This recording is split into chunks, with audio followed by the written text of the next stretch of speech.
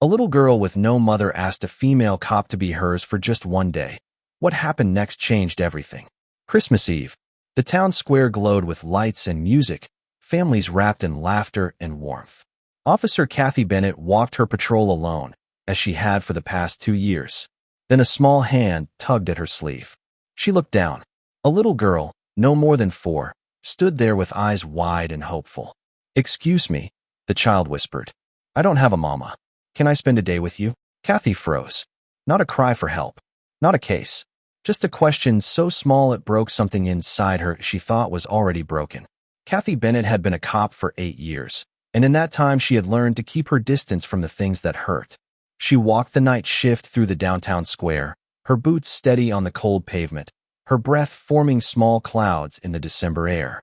Around her, the world sparkled with Christmas. Strings of lights wrapped around lampposts. A massive tree stood in the center of the plaza, covered in ornaments that caught the glow of 100 bulbs. Families moved in clusters, children bundled in coats, parents holding hands, everyone leaning into the warmth of being together. Kathy moved through it all like a shadow. She was 34, divorced for 2 years, and tonight she had volunteered to take the holiday shift so her colleagues could go home to their kids.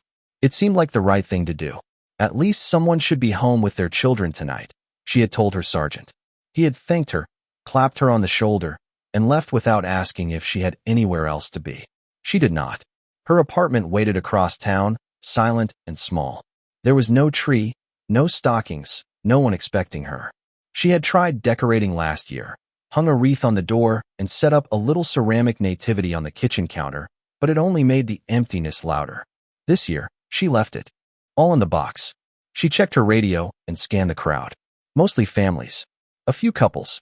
Some teenagers laughing too loud near the hot chocolate stand. Nothing unusual. Nothing that required her attention.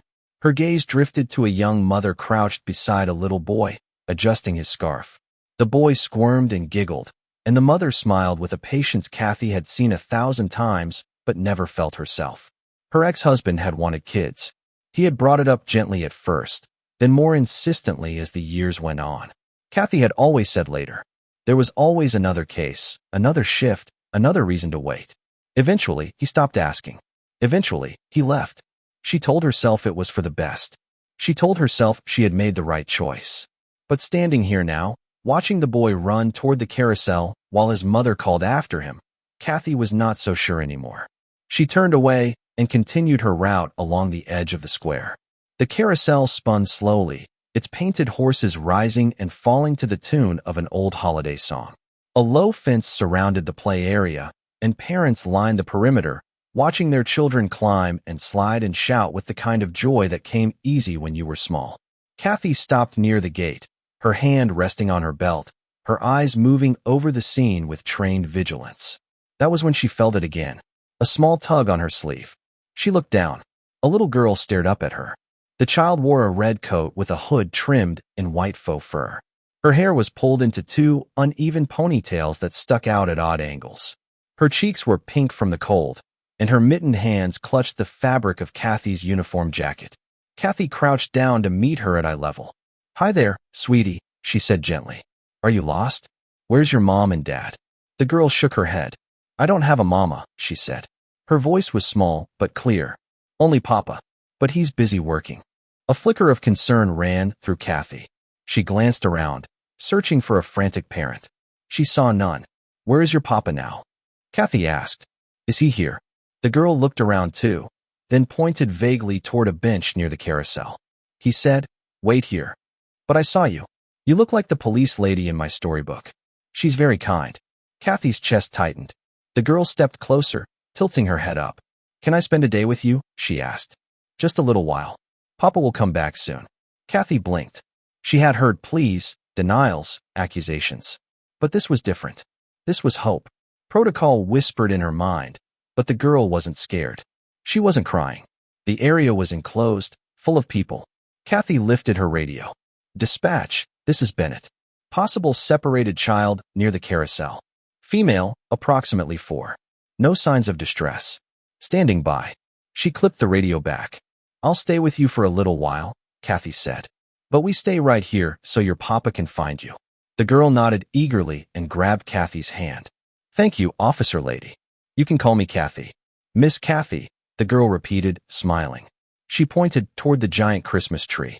Can we see it? Kathy nodded. All right, just a few minutes. They walked together. The girl's steps were quick and light. Kathy's were measured. At the base of the tree, the girl stared up in awe. It's so pretty, she whispered. Kathy looked too, really looked, for the first time that night. She knelt beside the girl and pointed to a glass snowflake ornament. That's my favorite. It's beautiful, the girl said seriously. What's your favorite color? Blue. Mine's pink. And purple. And sometimes red. Kathy laughed softly. They stood there together, and for the first time in 2 years, Kathy didn't feel outside of Christmas. They sat on a bench.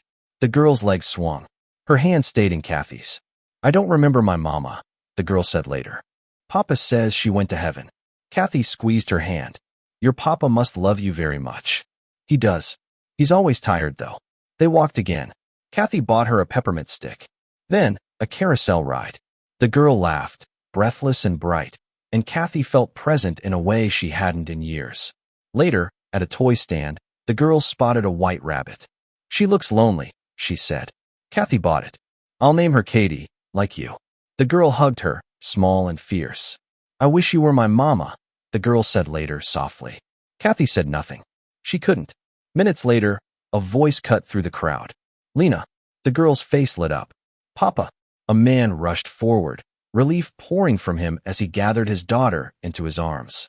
Kathy stepped back, heart aching. Thank you, the man said, for watching her. Lena hugged Kathy tightly. Thank you for being my mama today, she whispered. Goodbye, mama.